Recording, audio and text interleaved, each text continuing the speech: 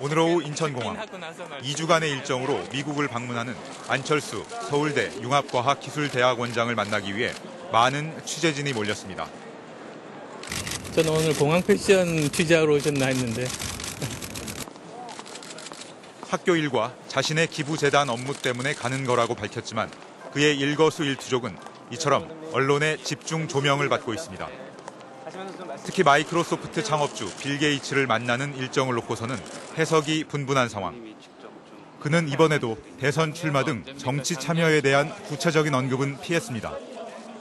그 10년 여론조사 결과들 보셨어요? 여론조사 결과는 사실은 제가 그렇게 관심은 안 가지는 편이에요. 지금은 이제 학교 일 그리고 또 재단 일에 집중을 하고 있는 그런 상황이어서요.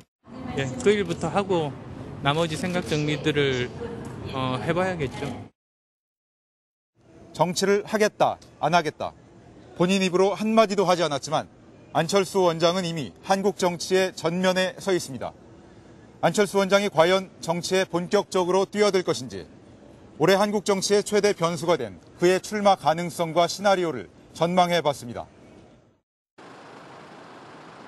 지난 2일 서울대 융합과학기술대학원. 새해 첫 출근을 한 안철수 원장이 점심 식사를 위해 건물 밖으로 나옵니다. 너무 뵙기가 힘들어서요. 네. 정말 새해 복 많이 받으시고요. 네, 새해 복 많이 받으세요. 아니 그냥 좀 식사하러 가시는 거니까. 네네. 아유. 그냥 저쪽으로 가시죠. 죄송한데 좀 뵐게요, 나중에. 예. 식사를 마친 뒤에도 안 원장은 취재진과의 접촉을 꺼렸습니다. 드릴 말씀 없는데. 그러니까 저희 정치적인 건 여쭤보지 않을게요. 어떻게 올해 1학기 계획은 강의는 어떤 과목 맡으시는 거예요? 그러면? 저기 찾아보시면 다 거기 나옵니다. 네. 어떻게 새해 계획은 좀 세우셨어요? 이 차인가요? 저쪽. 아니에요. 저기 있네. 저기 있네요. 막지만 말아주세요. 막지만. 네, 죄송합니다. 죄송합니다. 네. 예.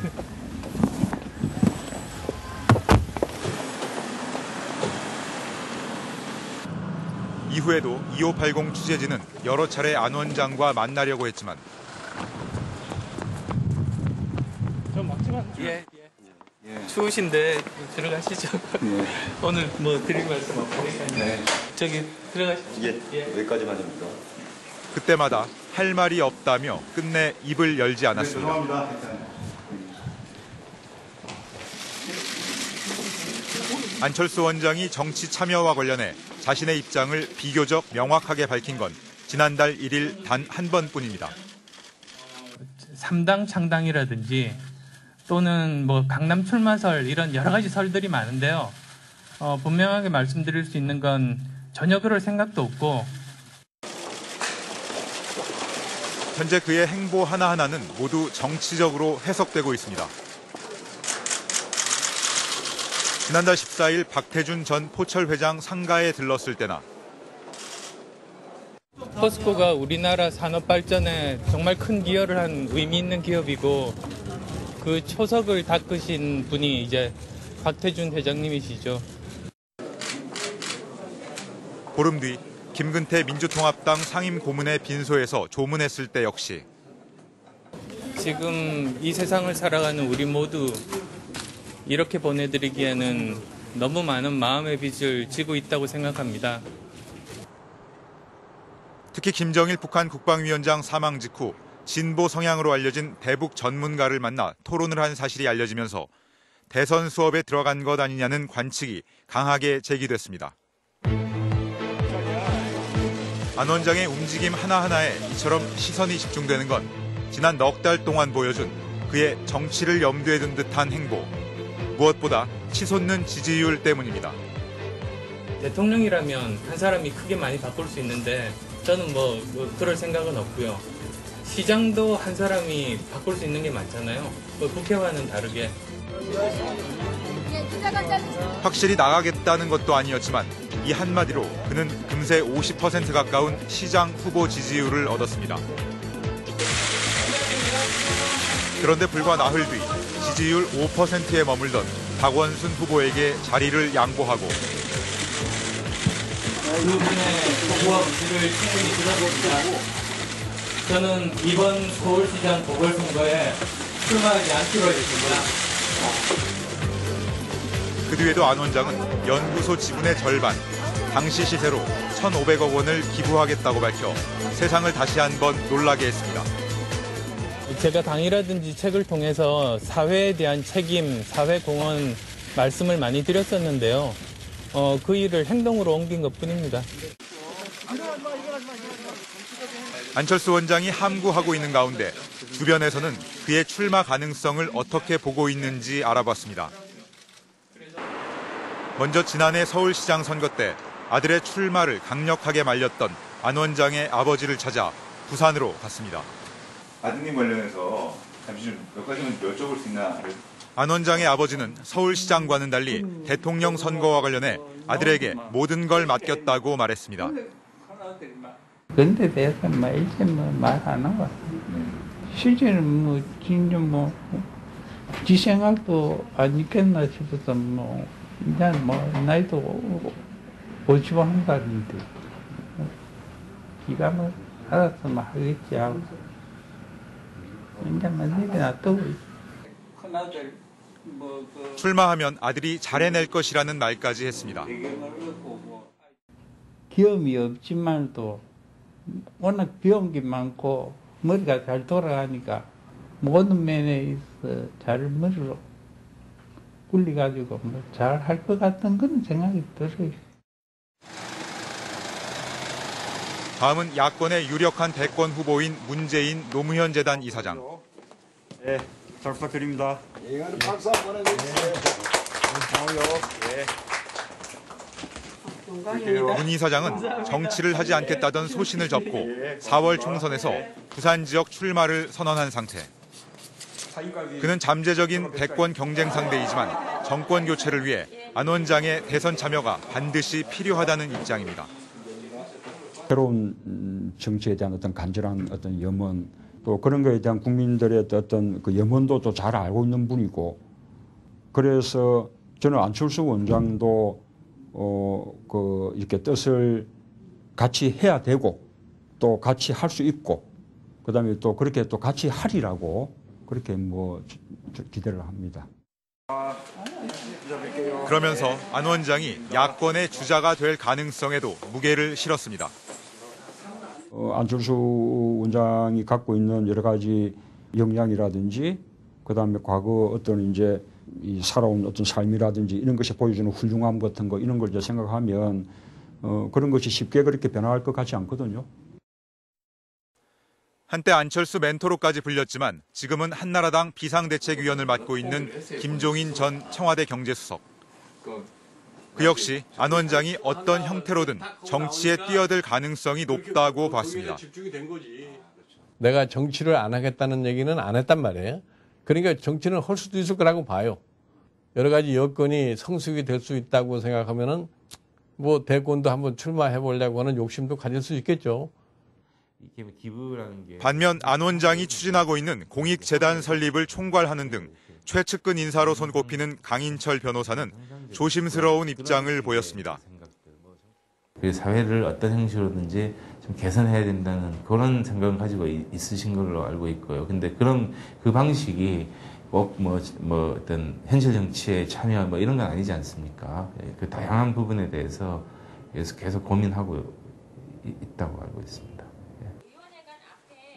안철수 원장에게 각계 전문가들을 소개해줄 정도로 가깝게 지내고 있는 민주통합당 김효석 의원 역시 쉽게 결정하긴 어려울 거라면서도 가능성은 좀 더 열어뒀습니다. 그 사람이 바둑을 처음 배울 때 몇 달 동안 책을 14권 읽었잖아요. 그리고 처음 딱 바둑돌을 잡을 때 이미 4급이야. 근데 지금은 정치에 대해서 아무것도 얘기할 수 없어. 그러나 어떤 시점에 딱 결심하면 무섭게 준비해서 나갈 거예요. 그렇다면 안 원장의 대선 후보로서의 가능성과 한계는 무엇일까? 2580은 안 원장에 대한 심층 여론조사를 실시했습니다. 먼저 안철수 원장이 대선에 출마해 박근혜 한나라당 비상대책위원장과 1대1로 맞붙는 상황. 안 원장은 최근의 다른 조사들과 마찬가지로 박근혜 위원장을 앞선 것으로 나타났습니다. 특히 특히 안 원장은 지난 서울시장 선거를 계기로 강력한 변수로 떠오른 20, 30, 40대에서 압도적인 지지를 받았고 대학 재학 이상 중고소득층에서 높은 지지를 받았습니다. 지역적으로는 전국적으로 40%가 넘는 고른 지지를 얻었지만 대구 경북에서는 30%대에 머물렀습니다. 우리 대구에는 뭐 한나라당 가면은 뭐 무조건 적이니까 좀 그런 경향이 아니겠어요. 그래도 이래 박근혜를 좀 많이 대구에는 좀 한나라를 좋아하니까. 다음은 안철수 원장의 대선 참여 방식. 10명 가운데 4명 정도는 직접 대선에 출마해야 한다고 답했고 출마 대신 야권 후보를 지원해야 한다는 응답이 22.7%. 어떤 형태로든 대선에 참여해선 안 된다는 의견은 26.3%로 나타났습니다. 출마하셔야 되고요. 드라마틱한 나중에 출마 선언이 있지 않을까 기대되는데요. 정치라는 게 항상 나오면 욕을 먹기 마련이고 예, 본래 이미지가 실추가 되는 경우가 많으니까 그 분야에서 계속 남아서.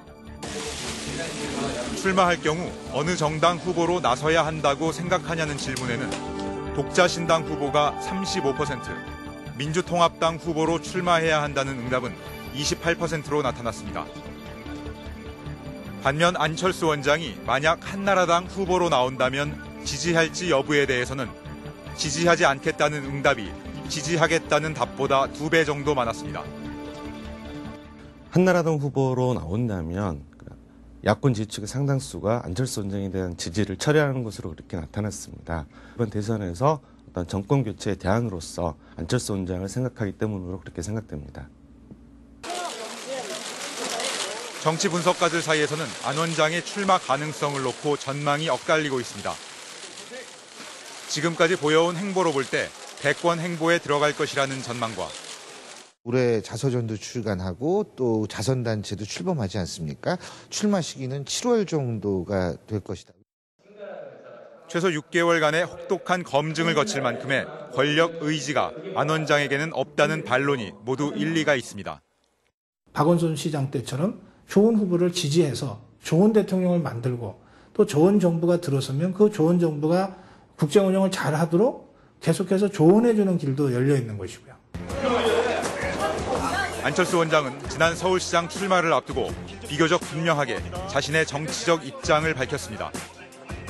현재 우리나라 전체 국민의 정서상 한나라당은 아니라고 확실히 말씀드릴 수 있어요.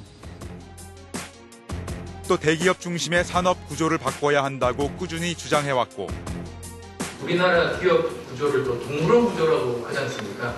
보면 이제 삼성 동물원이 있고요, LG 동물원이 있고, SK 동물원이 있습니다. 사회를 보수와 진보로 양분하는 이념적 편가르기에 대해서도 비판해왔습니다. 이제 분류를 좌우로 할 게 아니라 아예 상식과 비상식 그렇게 나누면 좋을 것 같아요. 그렇지만 아직까지는 사회적인 병폐에 대한 진단과 비판에 머물러 있을 뿐 명확한 정책과 비전은 제시한 적이 없다는 지적도 나오고 있습니다. 정말로 정치의 뜻이 있다면은 빨리 그것을 대외적으로 나타내야 된다 그거죠. 예?